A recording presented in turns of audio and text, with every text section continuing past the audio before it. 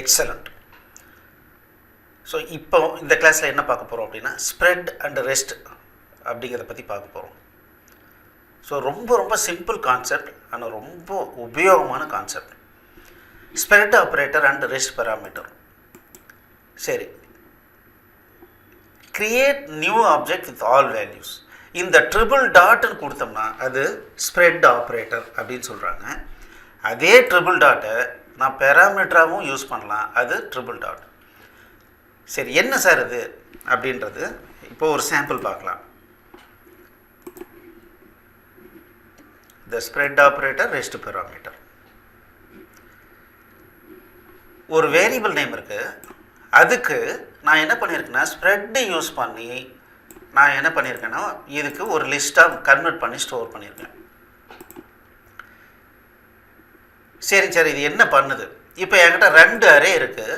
இந்த 2ஐயும் மெர்ஜ் பண்ணி எனக்கு புது அரே க்ரியேட் பண்ணணும்னா அப்போ என்ன பண்ணலாம், இது தனியாக ஸ்ப்ரெட்டு, இது தனியாக ஸ்ப்ரெட்டு. அதாவது லூப்பிங் பண்ணி அதை எல்லாம் புது ஆப்ஜெக்டில் கொண்டு போய் ஸ்டோர் பண்ணுறதுக்கு பதிலாக சிம்பிளாக ஸ்ப்ரெட் ஆப்ரேட்டர் யூஸ் பண்ணி என்ன பண்ணிக்கலாம், நம்ம வேல்யூஸை ஸ்டோர் பண்ணிக்கலாம்.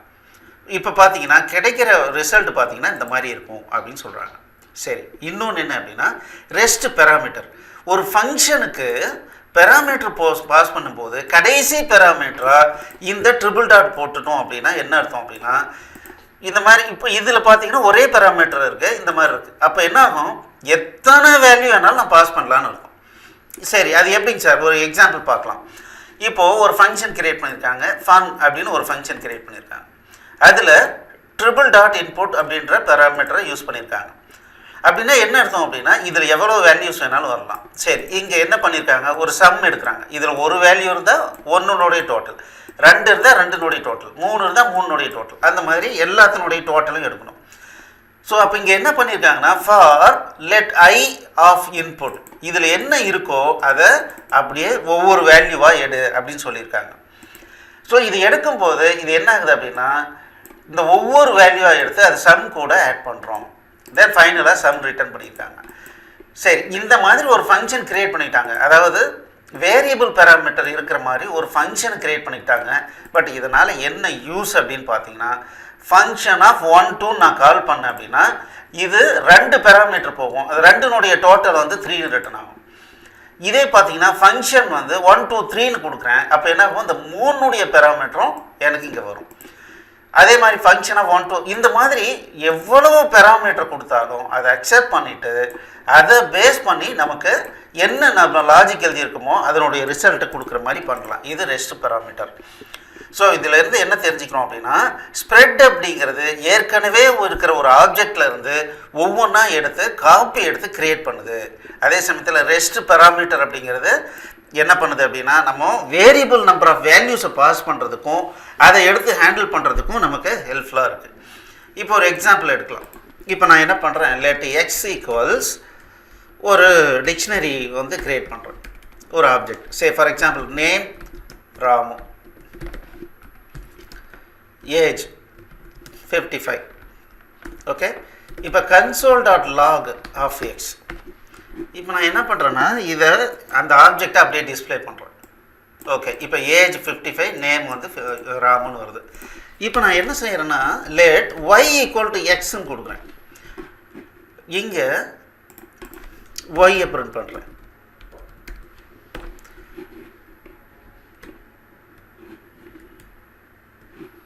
இப்போ ரன் பண்ணுவோம். ஸோ இப்போ என்ன ஆகுது அப்படின்னா எக்ஸ்லேயும் அதே தான் இருக்குது, ஒய்லேயும் அதே தான் இருக்குது. இப்போ நான் என்ன பண்ணுறேன், ஒய் டாட் ஏஜ் ஈக்குவல் 45ன்னு மாற்றுறேன், ரன்னு கொடுக்குறேன். ஸோ இப்போ என்ன ஆகுது பாருங்கள், இந்த எக்ஸும் ஒய்யும் ஒரே ஆப்ஜெக்டை தான் பாயிண்ட் அவுட் பண்ணிகிட்ருக்கு. இந்த இடத்துல இந்த மாதிரி போடுறதுக்கு பேர் என்னென்னா ஆப்ஜெக்ட் ரெஃபரன்ஸ். என்கிட்ட ஒரு ஆப்ஜெக்ட் இருக்குது, அதை டைரெக்டாக ஒரு வேரியபிளுக்கு அசைன் பண்ணால் இதுக்கு பேர் என்னென்னா ஆப்ஜெக்ட் ரெஃபரன்ஸ். அப்படின்னா ரெண்டுமே ஒன்று தான் பாயிண்ட் அவுட் பண்ணுதுன்னு அர்த்தம். நான் ஒன்றில் மாடிஃபை பண்ணால் எல்லாமே மாடிஃபை ஆகும், எல்லா அந்த ரெஃபரன்ஸும் அதையே தான் பாயிண்ட் அவுட் பண்ணுறதுனால வேல்யூ மாறும். ஆனால் எனக்கு என்ன பண்ணணும்னா ஒயில் இருக்கிற வேல்யூ மாறக்கூடாது. இது ஒயில் மாற்றினேன்னா எக்ஸ் மாறக்கூடாது அப்படின்னா நான் காப்பி எடுக்கணும். எப்படி சார் ஈஸியாக காப்பி எடுக்கிறது? அதுக்கு தான் இந்த ஸ்ப்ரெட் ஆப்ரேட்டர். இப்போ நான் என்ன பண்ணுறேன்னா ஸ்ப்ரெட்டு கொடுத்துட்டு இப்போ ரன் கொடுக்குறேன். ஸோ கிளியர் பண்ணிடுறேன், ரன் கொடுக்குறேன். இப்போ பார்த்தீங்க அப்படின்னா எக்ஸில் என்ன இருக்குது 55 இருக்குது, ஒயில் என்ன இருக்குது 45 இருக்குது. எக்ஸில் என்ன இருக்குது 55, இங்கே இருக்கிறது அப்படியே இருக்குது. ஆனால் அதை அப்படியே காப்பி எடுத்தேன். காப்பி எடுத்துட்டு அதில் ஏஜை மட்டும் என்ன பண்ணேன் 45ன்னு மாற்றினேன். அப்போ என்ன ஆகுது, இது தனி காப்பி இருக்குது, இது தனி காப்பி இருக்குது. ஸோ இந்த ஸ்ப்ரெட் ஆப்ரேட்டரை யூஸ் பண்ணி நம்ம அடிக்கடி இந்த மாதிரி பண்ணுவோம். சரி, இந்த ஸ்ப்ரெட் ஆப்ரேட்டர் யூஸ் பண்ணும்போது அதில் இருக்கிற ஒரு பர்டிகுலர் வேல்யூவை ஓவர் ரைட் பண்ணலாம். இப்போ பார்த்தீங்கன்னா நான் என்ன பண்ணியிருக்கேன், இதில் இருக்கிறதெல்லாம் காப்பி பண்ணிக்கோ, அதுக்கப்புறம் அதில் இருக்கிற ஏஜை 45 செட் பண்ணுன்னு ஒரே லைனில் நான் கொடுக்கலாம். இந்த மாதிரி வேலையை நம்ம அடிக்கடி நம்ம ReactJSல பண்ண வேண்டியிருக்கும். இப்போ பார்த்தீங்கன்னா அதே ரிசல்ட் 45க்கு பதிலாக 35 கொடுக்குறேன், ரன் பண்ணுவோம். ஸோ இப்போ பார்த்தீங்க அப்படின்னா நமக்கு இதில் 35 இருக்குது, இதில் 45 இருக்குது. ஸோ இந்த ஸ்ப்ரெட் ஆப்ரேட்டனுடைய வேலை என்னென்னா ரெஃபரன்ஸை கொடுக்காம காப்பி எடுத்து ஒரு லூப்பிங் போட்டு நம்ம காப்பி எடுக்கணும். இல்லை ஒய்ன்னு ஒரு ஆப்ஜெக்டை க்ரியேட் பண்ணிவிட்டு ஒவ்வொன்றா அசைன் பண்ணணும். அதை ஒரே லைனில் பண்ணணும். இதை கர்லி பிரேஸுக்குள்ளார கொடுத்துட்டோம்னா ஆப்ஜெக்டுக்குள்ளார அது மாற்றிடும். இதே ஸ்கொயர் ப்ராக்கெட்டில் கொடுத்தோம்னா ஒரு லிஸ்ட்டாக அதை மாற்றிடும். அவ்வளோதான், ரொம்ப சிம்பிள். ஸோ இதை யூஸ் பண்ணி என்ன பண்ணுவோம் அப்படின்னா, இப்போ ஒரு என்ட்ரி ஸ்கிரீன் இருக்குது, 10 ப்ராப்பர்ட்டி இருக்குது. ஒவ்வொரு ப்ராப்பர்ட்டி வேல்யூ மாறும் போதும் என்ன பண்ணுவோம்னா இது பேலன்ஸில் இருக்கிற எல்லாத்தையும் காப்பி எடுத்துக்கிட்டு இப்போ எதை மாற்றினாங்களோ அதை மட்டும் ஓவர் ரைட் பண்ணி மறுபடியும் ரீப்ளேஸ் பண்ணிக்கிட்டே வருவோம். ஸோ இதன் மூலமாக நமக்கு நிறைய வேலை வந்து சேவ் ஆகும். ஸோ இதுதான் ஸ்ப்ரெட் ஆப்ரேட்டர். இந்த ஸ்ப்ரெட் ஆப்ரேட்டர் வந்து நமக்கு ReactJSல ரொம்ப யூஸ் ஆகும். ரெஸ்ட் பேராமீட்டர் நான் அதிகம் யூஸ் பண்ணதில்லை. பட் ஏன்னா இந்த மாதிரி வேரியபிள் பேராமீட்டர் பாஸ் பண்ணால் அதுக்கு பதிலாக நம்ம லிஸ்ட் அனுப்பிச்சிக்கலாம். ஒரே லிஸ்ட் அனுப்பிச்சிட்டோம்னா அதை லூப்பிங் பண்ணி நம்ம வேல்யூ எடுத்துக்கலாம், அதையும் யூஸ் பண்ணலாம். பட் சில இடங்களில் இது யூஸ் ஆகலாம். சரிங்களா? ஸோ ப்ராக்டிக்கலாகவும் தெரிஞ்சுக்கணும், தியரட்டிக்கலாகவும் தெரிஞ்சுக்கணும். அதனால் தியரட்டிக்கல் இன்ஃபர்மேஷனை docs.shss.co.inல வந்து படித்து தெரிஞ்சுக்கங்க. All the best. தேங்க்யூ.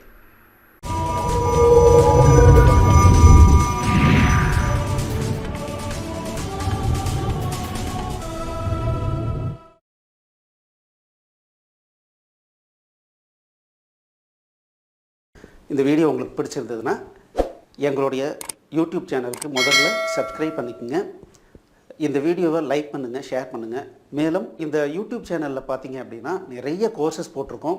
நீங்கள் என்ன பண்ணலாம் அப்படின்னா எங்களுடைய வெப்சைட் அட்ரஸ்க்கு வந்தீங்க அப்படின்னா அதில் ஃப்ரீ கோர்சஸ் அப்படின்னு சொல்லிட்டு எல்லா யூடியூப் கோர்சஸையும் லிஸ்ட் பண்ணியிருக்கோம். உங்களுக்கு பிடிச்ச கோர்ஸை நீங்கள் வந்து ஸ்டார்ட் பண்ணி ப்ளே பண்ணலாம். நன்றி.